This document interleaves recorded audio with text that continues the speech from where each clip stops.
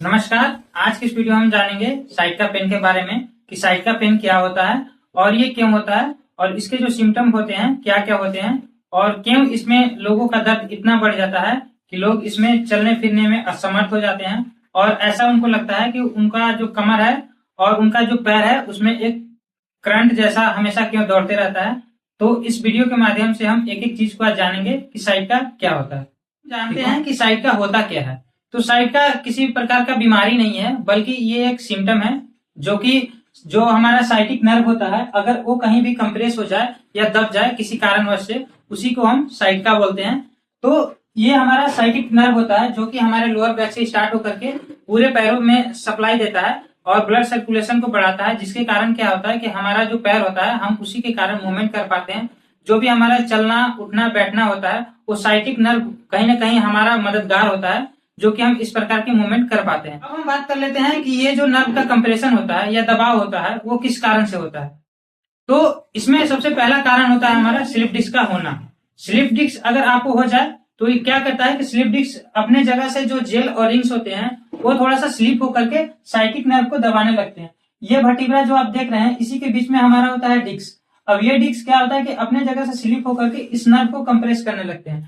अब ये कंप्रेशन से की वजह से जो हमारा ब्लड का सर्कुलेशन होता है वो रुक जाता है। उसी के कारण क्या होता है हमारा पेन होता है और जलन जैसा महसूस होता है।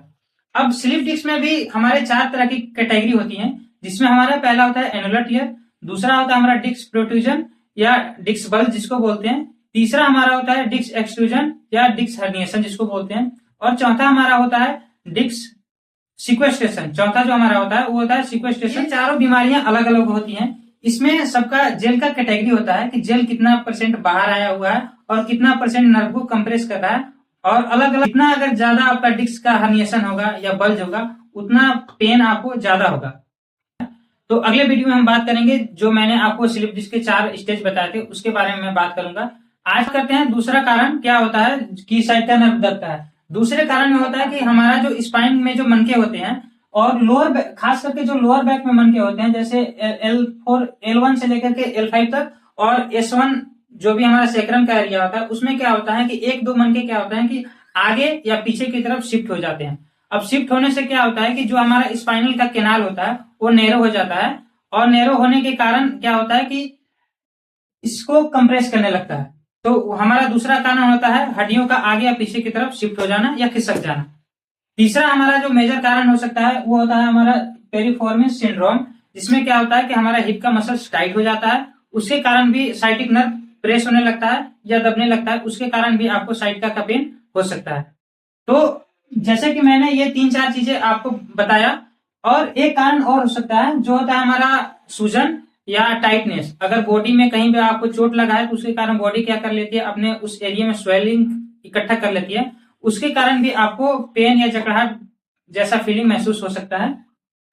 तो ये थे हमारे साइटिक नर्व का कंप्रेस होने के 4-5 मेजर कारण। अब हम बात कर लेते हैं सिम्टम के बारे में कि अगर आपको इस तरीके की दबाव आएगा तो क्या क्या आपको सिम्टम पाएंगे।